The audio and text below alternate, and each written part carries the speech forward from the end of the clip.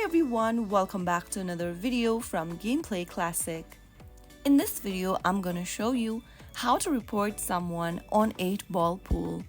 To report someone on 8-ball pool for inappropriate behavior or cheating, follow these steps.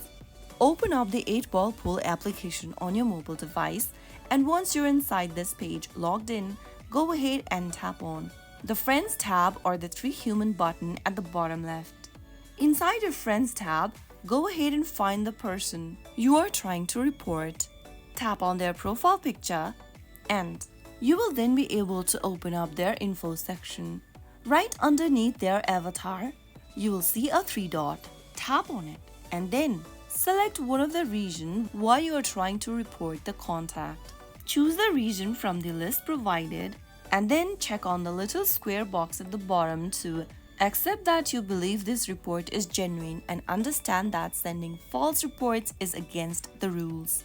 After you are done, click on the report button and then the game moderators will review your complaint. So that is how you can easily report someone on 8-ball pool. I hope the video was helpful to you.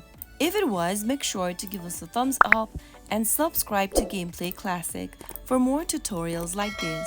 I will see you again in the next video. Thank you for watching.